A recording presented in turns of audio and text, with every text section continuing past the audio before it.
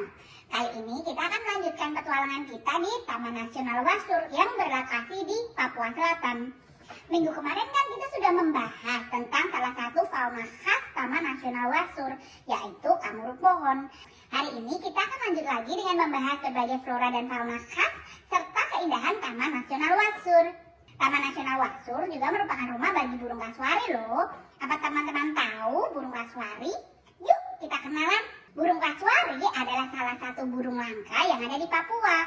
Burung yang masuk dalam daftar 10 burung terbesar di dunia ini bisa mencapai tinggi 1,8 meter. Sama dengan pintu tingginya ya. Dan beratnya hingga 70 kilogram. Pada umumnya, burung kasuari memiliki warna bulu hitam. Dalam bahasa Papua, kata kasuari memiliki arti kepala bertanduk. Hal tersebut karena memang burung ini memiliki semacam tanduk di kepalanya. Beberapa orang juga menyebut burung kasuari ini sebagai burung dinosaurus karena kepalanya yang bertanduk dan kakinya yang berjari 3. Selain itu, sejumlah penelitian juga menyebutkan bahwa burung kasuari sudah ada sejak 60 juta tahun yang lalu. Beneran seperti dinosaurus ya. Ada 3 spesies burung kasuari di dunia, yaitu kasuari utara atau Casuarius unapendiculatus, kasuari selatan atau Casuarius casuarius, dan kasuari kerdil atau Casuarius benneti. Kasuari selatan adalah yang terbesar dengan ciri-ciri memiliki tanduk besar, gelambir berwarna merah dengan leher berwarna biru. Kasuari utara berukuran lebih kecil dengan gelambir tunggal berwarna merah dan leher juga berwarna biru. Sedangkan kasuari kerdil berukuran paling kecil, tanduk yang juga kecil dan berwarna gelap. Burung kasuari ini punya peran penting dalam pertumbuhan hutan di Papua. Tanpa kehadiran kasuari, hutan hujan Papua barangkali tidak akan selebat seperti sekarang. Kasuari telah membantu regenerasi pohon-pohon hutan Papua agar tetap terjaga. Banyak penelitian yang telah mengungkapkan peran kasuari dalam penyebaran tanaman hutan. Misalnya salah satu penelitian yang dilakukan oleh Margareta Pango Adam dan rekannya. Dia menemukan kasuari juga makan buah tumbuhan palem.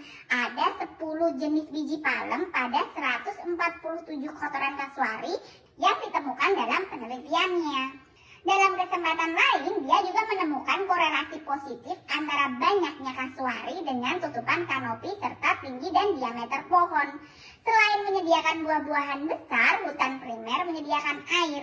Kasuari memerlukan akses teratur ke sumber air, sehingga populasi kasuari lebih banyak ditemukan di hutan primer.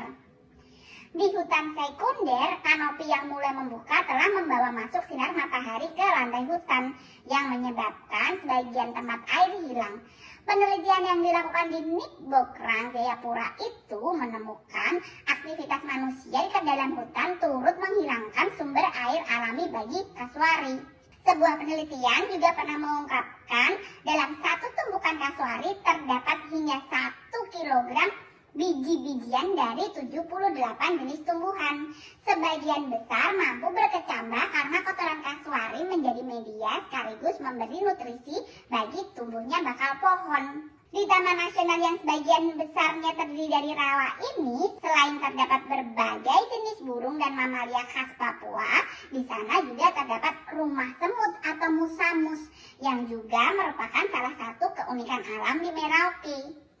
Bomisai atau biasa disebut juga musamus adalah salah satu keunikan alam yang ada di Merauke, berupa rumah semut berbentuk gundukan tanah yang tingginya bisa mencapai lebih dari 4 meter.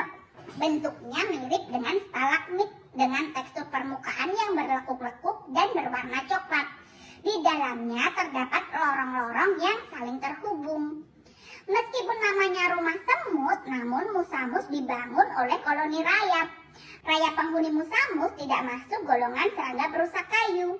Musamus adalah salah satu kebanggaan sekaligus simbol keanekaragaman hayati di Merauke. Dikutip dari laman resmi Taman Nasional Wasur, taman ini mengalami dua musim, yaitu musim kering selama 5-6 bulan pada bulan Juni atau Juli sampai Desember, dan musim basah selama 6-7 bulan, yaitu pada bulan Januari sampai Juni atau Juli dalam setahun. Dan waktu yang terbaik untuk berkunjung ke Taman Nasional Wasur adalah pada saat musim kemarau atau musim kering, sekitar bulan Juli sampai Oktober, karena jalur lebih bisa dilewati. Savana dan padang rumput kering kondisinya relatif lebih stabil. Jadi teman-teman bisa benar-benar menikmati penjelajahan di Serengeti Papua atau Taman Nasional Wasur. Teman-teman pasti juga penasaran kegiatan apa saja yang bisa kita lakukan di Taman Nasional Wasur. Yang pertama, kita bisa bird watching atau bird spotting, terutama di musim migrasi antara bulan Juni sampai November. Teman-teman bisa melihat burung-burung bermigrasi dan satwa air langka. Berikutnya, teman-teman juga bisa safari savana atau trekking rawa. Kegiatan ini adalah menjelajah savana terbuka, rawa, dan mangrove.